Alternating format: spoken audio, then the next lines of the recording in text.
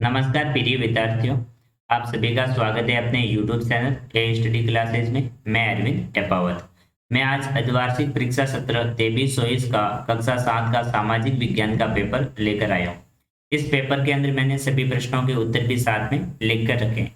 तो आप सभी को पता है कि आपके जो अर्धवार्षिक एग्जाम है वो दीपावली की छुट्टियों के बाद शुरू हो जाएंगे।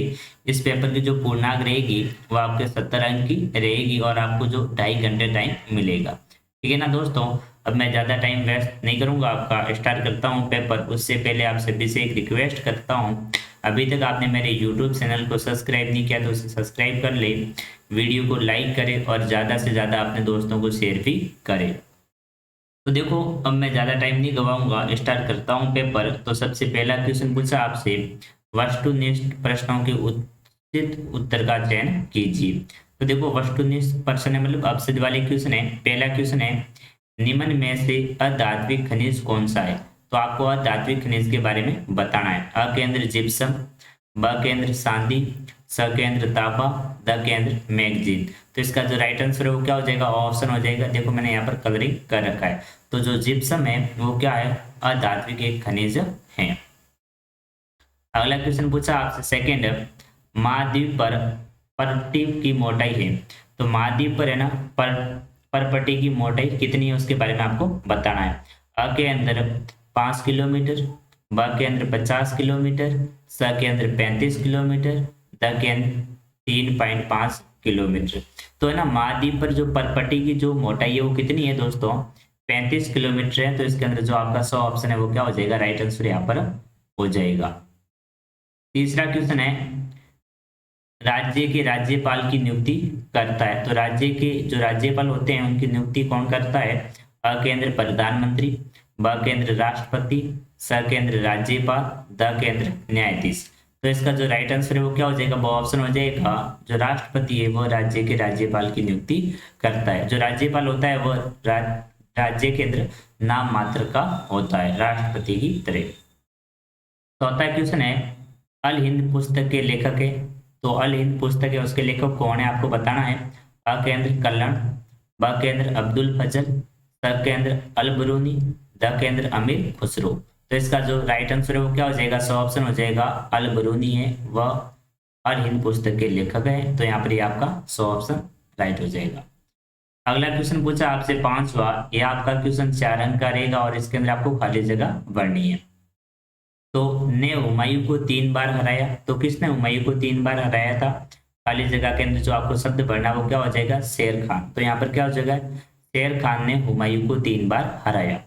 सेकंड क्वेश्चन है, मीडिया अंग्रेजी के शब्द का बहुवचन है।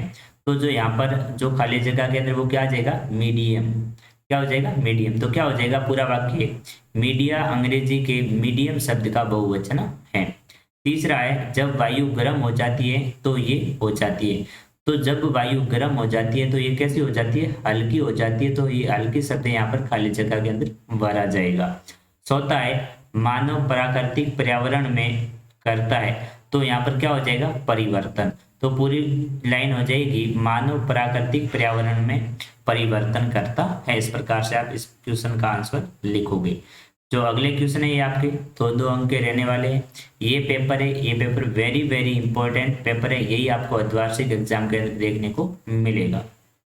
अति लघुत्तरात्मक प्रश्न ये आपके 2-2 नंबर के रहेंगे। छठा क्वेश्चन है, मौसम किसे कहते हैं?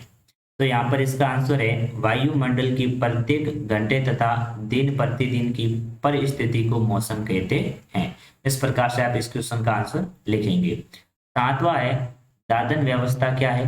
तो दादन व्यवस्था के बारे में आपको बताना है, व्यापारी व बुनकरों के बीच की वह व्यवस्था जिसमें व्यापारी कच्चा माल देता है और तैयार माल लेता है। ठीक है ना, इस प्रकार से आप इसको दादन व्यवस्था कहेंगे।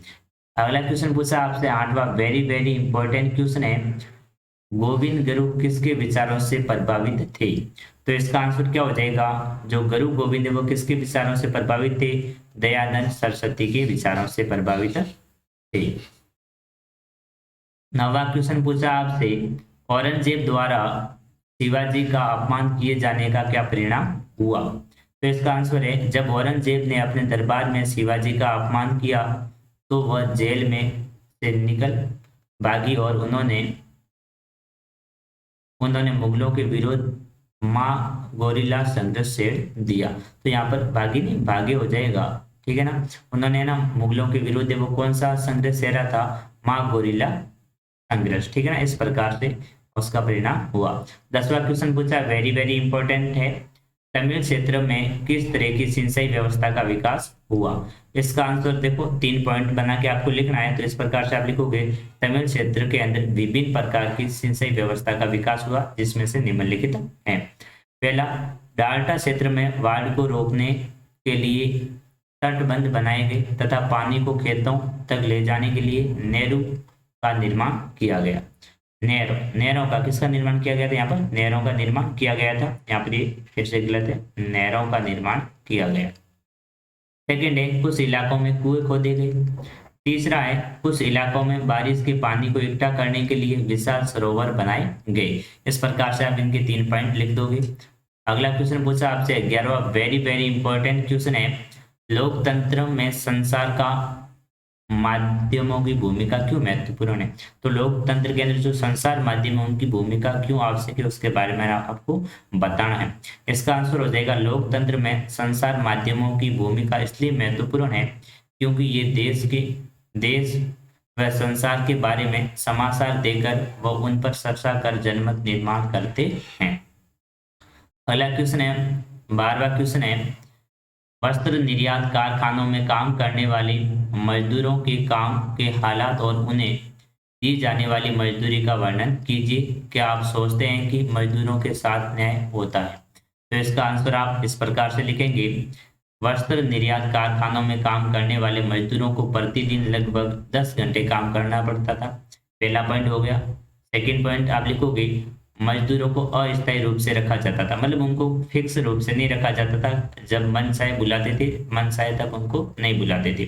तीसरा है, उन पर यह दबाव बना रहता था कि कम समय में उच्च गुणवत्ता की निर्धारित वस्तुएं तैयार करनी कर उसके बावजूद उसका समुचित मजदूरी नहीं दी जाती थी। उनको काम भी करना पड़ता था, साथ में उनको जो उचित जो मजदूरी होती थी वह भी उनको नहीं दी जाती थी।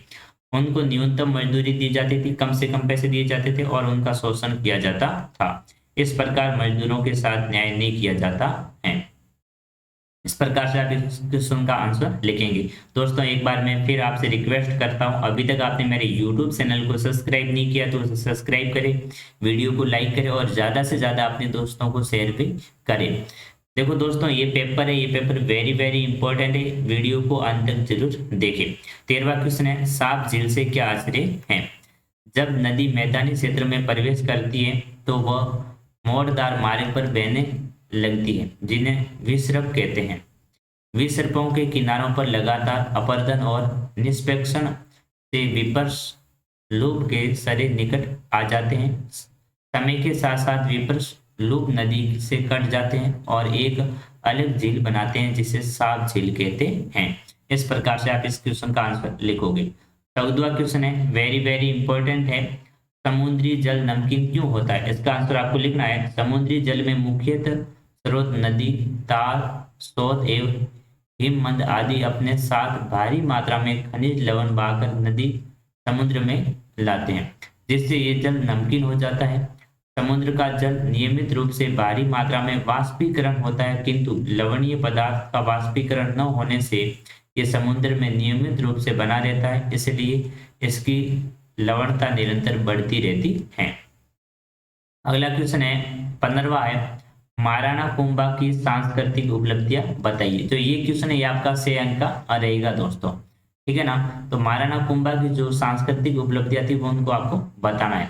इसका आंसर आप इस प्रकार से लिखोगे, सिसोदिया वंश के कला प्रेमी शासक कुंभा का जन्म 1417 ईस्वी में चित्तौड़ में हुआ था तथा 1433 में मेवाड़ के राज सिंहासन पर बैठे महाराणा कुंभा के व्यक्तित्व में कटा, कलम और कला की त्रिवेणी थी।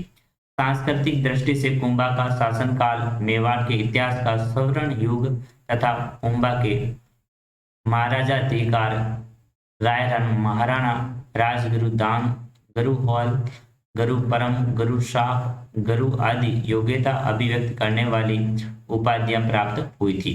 मेवाड़ में स्थित 84 दुर्गों में से 32 दुर्ग कुंभा द्वारा निर्मित कुंभलगढ़ में असलगढ़ दुर्ग, बसंतगढ़ दुर्ग, भोमर दुर्ग और मसाम दुर्ग और कुंभलगढ़ तथा कुंभ श्याम मंदिर चित्तौड़गढ़ दुर्ग में स्थित विजय स्तंभ का निर्माण करवाया था।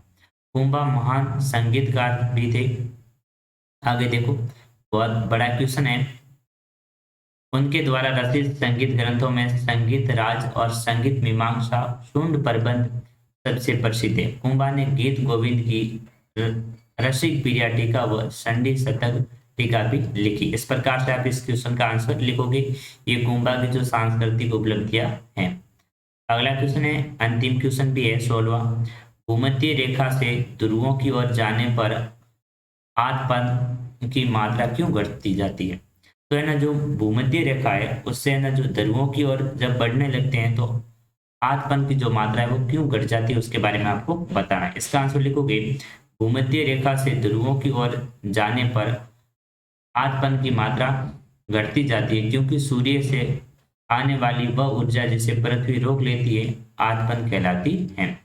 सूर्य की किरणें भूमध्य रेखा पर सीधी पड़ती है, इससे वहां सूर्य ताप की प्राप्ति सर्वाधिक होती है। सूर्य की किरणें ध्रुवों की तरफ तिरछी हो जाती है, इसलिए ध्रुवों की ओर सूर्य ताप की मात्रा कम हो जाती है। इस प्रकार से आप इस क्वेश्चन का आंसर लिखोगे। लास्ट क्वेश्चन है दोस्तों, अंतिम, तो वेरी वेरी इंपॉर्टेंट क्वेश्चन रहे। 2 क्वेश्चन है, ये आपके निबंधात्मक क्वेश्चन रहने वाले। 17वां है, प्रजातंत्र में संचार माध्यम किस प्रकार महत्वपूर्ण भूमिका निभाते हैं? इसका आंसर आपको लिखना है, प्रजातंत्र में संचार माध्यम महत्वपूर्ण भूमिका निभाते हैं क्योंकि। इसको है ना आपको पॉइंट बना बना के क्वेश्चनों के आंसर लिखने हैं। इससे हम सरकार के कार्यों के बारे में जानकारी मिलती है। पहली बात तो जो संसार जो मीडिया है उनसे क्या मिलती है, हमें सरकार के जितने भी कार्य उनकी हमें जानकारी भी प्राप्त होती है। संचार माध्यम में ही ये सुनिश्चित करते हैं कि किन बातों पर जनता का ध्यान केंद्रित किया जाना है। इस प्रकार वह जनमत निर्माण का ऐसा सशक्त माध्यम है। तीसरा है, ये देश और विदेश से संबंधित अनेक मुद्दों तथा समस्याओं के बारे में लोगों को सूचित करते हैं। चौथा है, ये सरकार की नीतियों एवं कार्यक्रमों की आलोचना करके उन पर खामियां बताकर सरकार की कार्य प्रणाली को नियंत्रित करते हैं। 5वां है, ये लोगों में सरकार की नीतियों को लोकप्रिय बनाता है। इस प्रकार से आप इस क्वेश्चन का आंसर लिखोगे। अंतिम क्वेश्चन है आज का, आपके विचार से मंदिरों के आसपास नगर क्यों विकसित हुए? तो आपके विचारों के अनुसार बताना है कि मंदिरों के आसपास से वो गांव किस प्रकार से बसे थे। तो शासक मंदिरों को भूमि एवं धन अनुदान देते थे, जिनकी आय से धार्मिक अनुष्ठान संपन्न कराए जाते थे। तीर्थ यात्रियों तथा पुरोहित पंडितों को भोजन कराया जाता था। इसके साथ ही मंदिरों को दर्शनार्थियों द्वारा भी दान दिया जाता था। मंदिर के कर्ता धर्ता मंदिर के धन को व्यापार एवं सहकारी में लगाते थे। सने समय के साथ बड़ी संख्या में पुरोहित, पुजारी, कामगार, शिल्पी, व्यापारी मंदिर तथा उनके दर्शनार्थी तथा तीर्थ यात्रियों की आवश्यकताओं को पूरा करने के लिए मंदिर के आसपास बसे रहे। इस प्रकार मंदिर नगरों का विकास हुआ। इसी रीति से मंदिर के चारों ओर अनेक नगरों का आविर्भाव हुआ, जैसे मध्य प्रदेश के अंदर भील स्वामी विदिशा और गुजरात के अंदर सोमनाथ, तमिलनाडु के अंदर कांचीपुरम और आंध्र प्रदेश के अंदर तिरुपति मंदिर। तो इनके आसपास किसकी रचना हुई है? गांव बने हैं। तो दोस्तों, पेपर कैसा लगा कमेंट करके मेरे को जरूर बताएं। अभी तक आपने मेरे YouTube चैनल को सब्सक्राइब नहीं किया तो उसे सब्सक्राइब करें और वीडियो को लाइक करें और ज़्यादा से ज़्यादा अपने दोस्तों को शेयर भी करें। तो दोस्तों, मैं अगला और पेपर लेकर आऊँगा, इसलिए आप बेल आइकन को भी प्रेस कर लें ताकि आपको नोटिफिकेशन वीडियो का मिलता रहे। जय हिंद दोस्तों, जय भारत।